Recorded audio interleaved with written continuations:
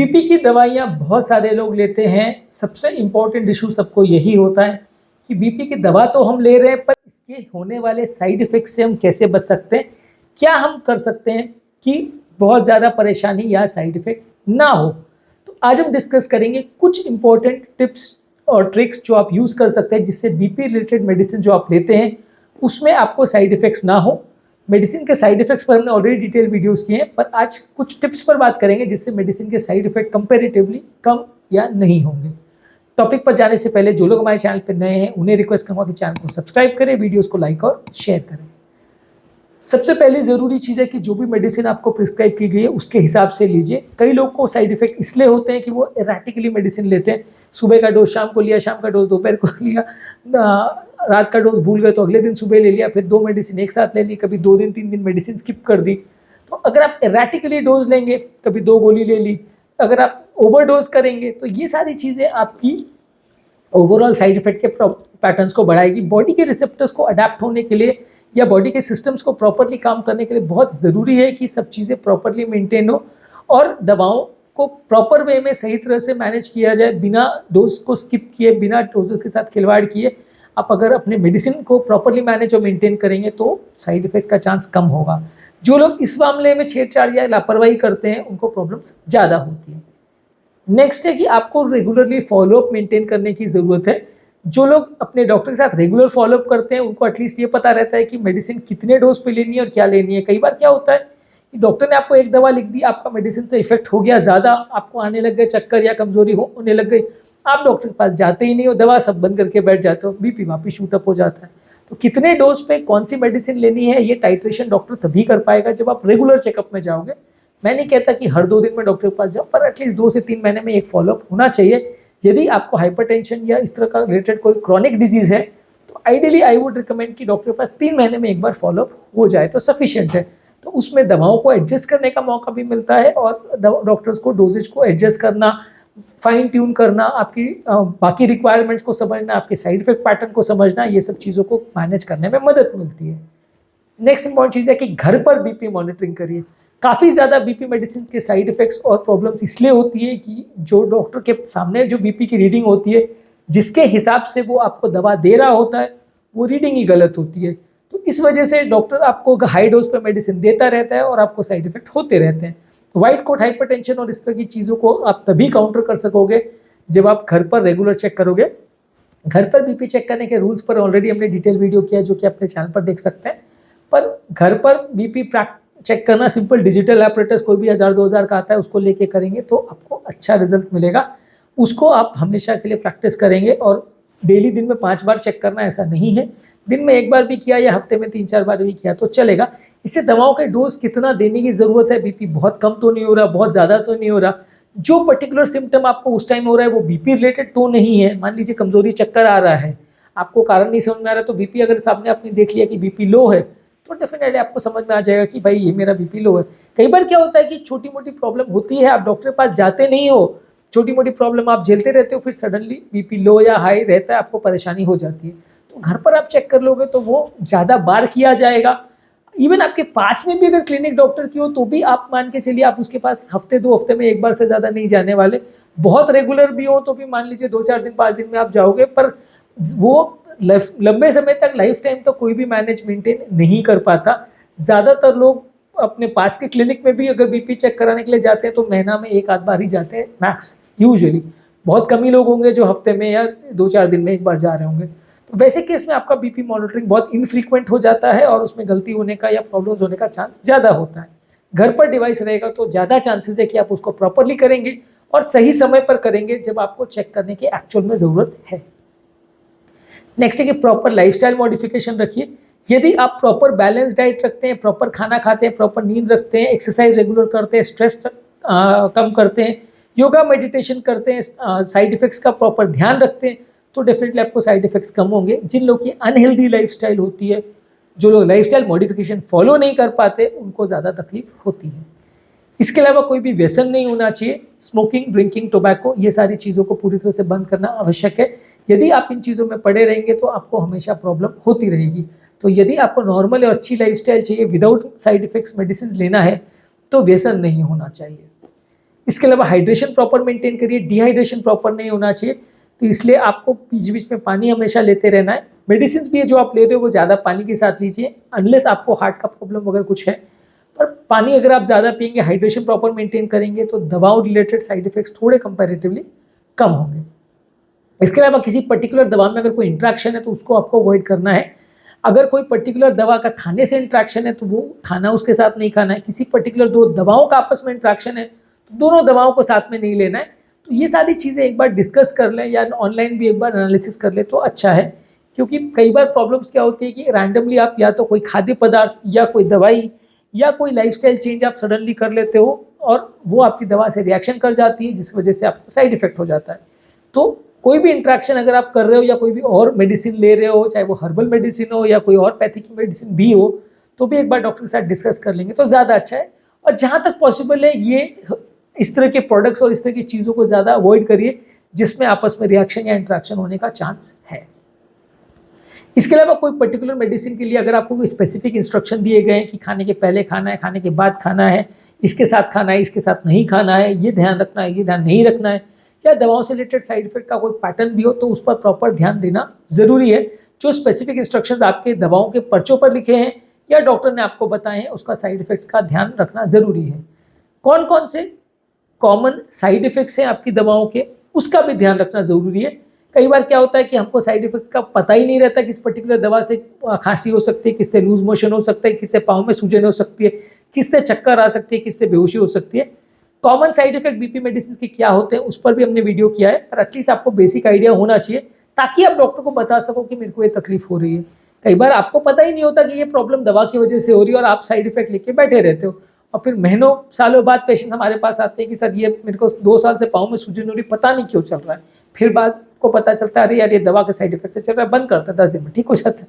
तो आपको जब तक खुद नहीं पता चलेगा तब तक आप डॉक्टर को कैसे बताओगे, और जब तक डॉक्टर को नहीं बताओगे तब तक वो प्रॉब्लम सॉर्ट आउट कैसे होगी। इसलिए फॉलोअप भी करना ज़रूरी है और खुद के लिए भी इंफॉर्मेशन जानना या समझना ज़रूरी है। इसके अलावा जो भी साइड इफेक्ट्स अगर आपको मेडिसिन रिलेटेड लगते हैं, आपको पता है, तो उसको अपने डॉक्टर के साथ डिस्कस करिए ताकि वो प्रॉब्लम बढ़ने से पहले आपका दवा का डोज वगैरह जो भी चेंज करना हो वो किया जा सके। मान लीजिए चक्कर हो रहा है, कमजोरी हो रही है, खांसी हो रही है, स्वेलिंग हो रही है, यूरिन कम हो रहा है, या आपको हृदय गति कम हो रही है, अस्थमा बढ़ रहा है, सेक्सुअल प्रॉब्लम्स हो रही है, कुछ भी जो common medicine related side effects हैं, अगर ऐसा कुछ भी आपको देखने में मिल रहा है तो अर्ली स्टेजेस में डॉक्टर को रिपोर्ट कर दीजिए। अगर डॉक्टर को लगता है कि फिर भी मेडिसिन कंटिन्यू करनी है तो करेगा, अगर उसको लगता है कि दवा चेंज करने की ज़रूरत है तो कर देगा। तो आपको एटलीस्ट बीमारी का बहुत एडवांस स्टेज में या बहुत ज़्यादा सिस्टम को कोई डैमेज नहीं होगा, जल्दी डिटेक्ट हो जाएगा, तो मैनेज करना ज़्यादा ईजी रहेगा। नेक्स्ट है जो भी डोज एडजस्टमेंट करें वो ग्रेजुअली करें। कई बार डॉक्टर्स भी ऐसा करते हैं कि हर 2-3 दिन में डोज बढ़ाते जाते हैं, पेशेंट भी ऐसा करते हैं कि 2 दिन में दवा लिया फिर 1 दिन में डबल डोज ले लिया। तो इसमें क्या है, बॉडी का किसी दिन लेवल बहुत हाई हो जाता है, किसी दिन लेवल दवा का बहुत कम हो जाता है, बीपी किसी दिन बहुत हाई हो जाता है, किसी दिन बहुत लो हो जाता है। ये सडन फ्लक्चुएशंस जब आपके प्रेशर्स में होंगे तो आपको साइड इफेक्ट ज़्यादा होगा। तो दवाओं के डोजेस को थोड़ा ग्रेजुअली एडजस्ट कीजिए। अगर एक टैबलेट आप ले रहे हो तो आधा टैबलेट अगर बढ़ा भी रहे हो तो 15 दिन से 1 महीना बॉडी को टाइम दीजिए। जब बॉडी उस डोज के लिए एडजस्टेड हो जाए फिर सेकेंड टैबलेट पर जाइए या फिर डोज बढ़ाइए, तो बॉडी को भी थोड़ा टाइम मिलेगा, साइड इफेक्ट्स थोड़े कम होंगे। इसके अलावा जो भी मेडिसिन आप ले रहे हैं उसमें प्रॉपर रेगुलरली आप फॉलोअप अगर करते रहोगे तो डॉक्टर के साथ डिस्कस करिए कि ये जो मेडिसिन चल रही है वो ठीक है कि नहीं, इसको चेंज करने की ज़रूरत तो नहीं है, इसमें मेरे को साइड इफेक्ट हो रहा है तो इसको रिव्यू एक बार देख लीजिए कि अभी और आगे कंटिन्यू करना है कि नहीं, आगे कितने टाइम तक चलेगी। ये कई बार डॉक्टर्स को इरिटेट नहीं लगता कि पेशेंट बहुत सवाल पूछता है, लेकिन पेशेंट के पॉइंट ऑफ व्यू ये अच्छा है कि पेशेंट अगर हर चीज़ों के बारे में जानकारी रखता है और पूछता है तो उसको प्रॉब्लम्स होने का चांस कम होगा और उसकी लाइफ खुद से अच्छी होगी, साइड इफेक्ट्स या इस तरह के प्रॉब्लम्स उसको थोड़े कम होंगे। कोई भी बीपी रेजिमेन या कोई भी दवा का रेजिमेन ऐसा नहीं होता जो एक डोज सबको सूट करेगा। हर व्यक्ति की डोज की रिक्वायरमेंट सब कुछ अलग अलग होती है और एक पर्टिकुलर व्यक्ति की भी अलग अलग टाइम पर रिक्वायरमेंट्स अलग अलग हो सकती हैं। तो इसलिए इसको इंडिविजुअलाइज थेरेपी अगर आपको मिले तो ज़्यादा अच्छा है। ऑनलाइन देख के या किसी से फ़ोन पर बात करके आपने दवा ले ली और उससे बीपी कंट्रोल हो गया तो वो अच्छा नहीं है।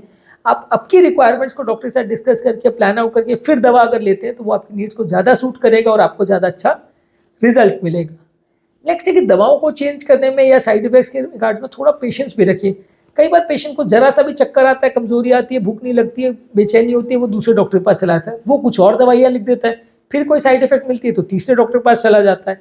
ये डॉक्टर शॉपिंग जो लोग करते हैं उनको ज़्यादा प्रॉब्लम आती है। अगर आपके डॉक्टर के को आपने दवा लिखी है, उसमें आप उसी के साथ डिस्कस करिए कि आपको ये प्रॉब्लम हो रही है। अगर उसको लगता है कि दवाओं में चेंज की ज़रूरत है तो करेगा। अगर 2-4 बार 5 बार के बाद भी कोई चीज़ मैनेज नहीं हो रही है तो डॉक्टर चेंज करिए या दूसरा कुछ ऑप्शन का सोचिए। लेकिन अगर हर फ्रीक्वेंटली आप दवाओं को चेंज करते रहेंगे या डॉक्टर को चेंज करते रहेंगे तो फिर आपको प्रॉब्लम ज़्यादा होगी। इसके अलावा जो भी प्रॉब्लम अगर है वो आपके डॉक्टर के साथ डिस्कस करिए। कई लोग का ऐसा होता है कि प्रॉब्लम होती तो रहती है लेकिन डिस्कस करते नहीं है, किसी को ना अपने फ्रेंड्स को बोलते हैं ना डॉक्टर को बोलते हैं, तो उस वजह से वो प्रॉब्लम्स रह जाती हैं और फिर बाद में वो बड़ी समस्या बन के आती है। मेडिसिन के बारे में और उनके डोजेस के बारे में, ये सारी चीज़ों के बारे में प्रॉपर जानना और समझना ज़रूरी है। एज अ पेशेंट आप ये नहीं बोल सकते साहब डॉक्टर साहब ने लिख दिया मैं तो वही ले रहा हूँ, वो जो लिखते हैं वो पीले रंग की दवा आती है मैं तो वही ले रहा हूँ। आपको आपकी मेडिसिन के बारे में जानना समझना ज़रूरी है क्योंकि आपकी लाइफ है। जब आप उसमें कोई डॉक्टर ने आपको दवा प्रिस्क्राइब की तो उसके आपको जो बेस्ट दवा है वो आपको मिलनी चाहिए। तो सही दवा जा रही है कि नहीं जा रही है, उसके क्या साइड इफेक्ट है, क्या फ़ायदे हैं, क्या नुकसान है, बेसिक एटलीस्ट आप जानेंगे तो आप बीमारी को बेटर मैनेज कर पाएंगे। यदि आप सब कुछ डॉक्टर पर छोड़ देंगे तो गलती का अंदेशा ज़्यादा है। प्रॉपर मेडिसिन का जर्नल भी मेंटेन करिए कि ये दवा आपको इस टाइम पे चल रही थी, ये साइड इफेक्ट हुआ था, उसका प्रॉपर एक हिस्ट्री मेंटेन करेंगे तो अच्छा है। कई पेशेंट का क्या होता है कि 3 साल पहले एक पर्टिकुलर दवा का रिएक्शन हो चुका होता है, उनको भी याद नहीं होता कि कौन सी दवा का रिएक्शन था, क्या प्रॉब्लम थी, कुछ नहीं पता होता। फिर डॉक्टर भी कंफ्यूज हो जाते हैं कि पता नहीं कौन सी दवा का एलर्जी हो गया था। तो उसको आप लिख के रखेंगे, प्रॉपरली मैनेज करेंगे तो डॉक्टर को भी आसान होगा चीज़ों को मैनेज करना। यदि आपको कुछ भी नहीं पता कि कौन सी दवा का आपको एलर्जी, कौन सी दवा किस डोज में आपको प्रॉब्लम हुई थी, किस डोज में पहले दिया था तो रिएक्शन हो गया था, ये साइड इफेक्ट हो गया था, तो मैनेज करना मुश्किल होगा। प्रॉपर सबकी एंट्री करके एक जर्नल में मेंटेन करेंगे तो अच्छा है। जो भी दवाएं हैं या जो भी दवाओं के इंटरेक्शंस हैं या जो भी चीज़ों के बारे में आपको पता है उसको एक डायरी में या अपने मोबाइल फ़ोन में या कहीं पे भी नोट्स बना के रख लें, तो ये आपकी मदद करेगा कि आपको बीमारी मैनेज करने में थोड़ा ईजी रहेगा, दवाओं को मैनेज करने में और डॉक्टर को गाइड करने में ईजी रहेगा। अब अगला चीज़ लोग बोलेंगे कि यार अगर हर चीज़ के लिए हमको ही डॉक्टर को गाइड करना है तो फिर डॉक्टर किस काम के। डॉक्टर्स यूजली हर चीज़ को इंडिविजुअलाइज इतना अच्छे से नहीं कर पाते क्योंकि बहुत सारे पेशेंट देख रहे होते हैं। आप आपकी रिक्वायरमेंट्स और आपकी प्रॉब्लम्स अगर बताओगे तो डॉक्टर के लिए भी आपके लिए मेडिसिन को टेलर करना या एडजस्ट करना ज़्यादा ईजी होगा। आप रैंडमली कुछ भी नहीं बताओगे डॉक्टर को और कोई भी प्रॉब्लम हो रहा है या कोई भी इश्यूज हो रहे हैं वो आप डिस्कस नहीं करोगे तो डॉक्टर्स भी रैंडमली मेडिसिन लिखेंगे और फिर उसमें आपको प्रॉब्लम्स ज़्यादा होंगी। इसके अलावा एक और चीज़ ज़रूरी है कि ज़्यादातर अपनी प्रेस्क्रिप्शन वगैरह जो है भी उसको एक प्रॉपर एक पन्ने पर सारा लिख लीजिए। मल्टीपल डॉक्टर से अलग अलग दवाइयाँ लेने में बहुत साइड इफेक्ट्स का चांस रहता है। मल्टीपल डॉक्टर्स के प्रेस्क्रिप्शन मल्टीपल जगह पे आप लिखते हो, फिर 4 दवा इससे ले आते हो, 4 दवा उससे ले आते हो तो कन्फ्यूजन होता है। सेम चीज़ फार्मेसी में भी अप्लाई करता है कि ज़्यादातर कोशिश कीजिए सारी दवा एक ही जगह से लीजिए, तो उसमें क्या है कि डबल डबल रिपीट्स नहीं होंगी और एक ही मॉलिक्यूल के 50 ब्रांड्स हो सकते हैं, तो एक ही मॉलिक्यूल 50 ब्रांड्स के नाम से नहीं जा रहा होगा, नहीं तो पता चलेगा सेम मॉलिक्यूल के 4-4 बार डोज चला गया अलग अलग नाम से तो आपको साइड इफेक्ट हो गया। तो उसका थोड़ा प्रॉपर ध्यान रखिए। इसके अलावा हर एक दवा का प्रॉपर टाइमिंग का प्रॉपर ध्यान रखिए कि किस टाइम पे आपको लेना है, किस टाइम पे मैनेज करना है, उसका प्रॉपर ध्यान रखिए। रेगुलरली डॉक्टर के पास जा रहे हो तो रेगुलर हेल्थ चेकअप्स के अलावा रेगुलर ब्लड चेकअप भी कराइए कि यूरिया क्रिएटिनिन का वैल्यू यानी किडनी का फंक्शन, बॉडी के इलेक्ट्रोलाइट्स, बॉडी का ब्लड काउंट्स, ये सब कैसे हैं ये रेगुलर चेक कराते रहिए। शुगर वैल्यूज़, बॉडी का वेट, सब चीज़ रेगुलर चेक कराइए एटलीस्ट 2 से 3 महीने में, तो एटलीस्ट कोई दवा का साइड इफेक्ट हो रहा है तो जल्दी आप डिटेक्ट कर सकते हो। इसके अलावा अगर आपको कोई हर्बल मेडिसिन अगर चल रही है तो ये मत मान के चलिए कि हर्बल मेडिसिन चल रही है तो वो सब सही चल रही होगी। कई बार उनके भी रिएक्शन, इंटरेक्शन, साइड इफेक्ट्स सब हो सकते हैं। तो जो भी मेडिसिन आप ले रहे हो भले हर्बल भी हो उसके बारे में भी डिस्कस करके और जहाँ तक पॉसिबल हो मल्टीपल पैथीज की मेडिसिन अवॉइड करेंगे तो ज़्यादा अच्छा है। लोग हमें पूछते हैं, कई बार हम अलाउ कर देते हैं लेकिन कई बार हमें भी नहीं पता होता कि कोई पर्टिकुलर और पैथी की कोई और मेडिसिन में क्या इंट्रैक्शन हो सकता है, तो वो कई बार गड़बड़ का सोर्स बनता है। इसलिए जहाँ तक पॉसिबल हो एक पर्टिकुलर पैथी की ही मेडिसिन ले तो ज़्यादा अच्छा है, और जिस मेडिसिन के बारे में ज़्यादा इन्फॉर्मेशन हो उसको ही ले तो ज़्यादा अच्छा है। रैंडमली कुछ भी आप ट्राई करते रहोगे तो उसके रिजल्ट अच्छे नहीं मिलेंगे। नेक्स्ट है कि ओवर द काउंटर मेडिसिन मत लीजिए, उसमें भी कई बार प्रॉब्लम होता है। जो भी मेडिसिन आप ले डॉक्टर के साथ डिस्कस करके लिए तो ज़्यादा अच्छा है। कई बार आप दुकान में जाते हो, सब खांसी की दवा दे देना, जुकाम की दवा दे देना, सर्दी की दे देना, तो इस हिसाब से आप रैंडमली कोई भी दवा ले आते हैं उसको यूज़ करते हैं तो साइड इफेक्ट ज़्यादा होता है। चक्कर आ रहे हैं तो उसका दवा दे देना, सर दर्द हो रहा है तो उसका दे देना। तो उसमें आप भले डॉक्टर की फीस बचाने की कोशिश करते हो कि फीस कौन देगा डॉक्टर की, लेकिन उसके चक्कर में आपको दवाओं का इंट्रैक्शन या साइड इफेक्ट्स का प्रॉब्लम ज़्यादा होता है। तो बेटर है कि जो भी नई दवा अगर लेना भी है या कोई एक्स्ट्रा प्रॉब्लम भी है तो भी डॉक्टर के साथ मिलकर डिस्कस करके उसको फिर अगर प्लान करें तो ज़्यादा अच्छा है। जहाँ तक पॉसिबल है बहुत ज़्यादा पेन किलर्स वगैरह अवॉइड करिए, इससे आपके हार्ट और किडनी पर साइड इफेक्ट हो सकता है। ब्लड प्रेशर पेशेंट्स के लिए बड़ा इशू हो सकता है। नेक्स्ट है कि जो भी मेडिसिन आप ले रहे हैं उसका प्रॉपर टॉलरेंस देखिए कि आपको दवा सूट हो रही है कि नहीं।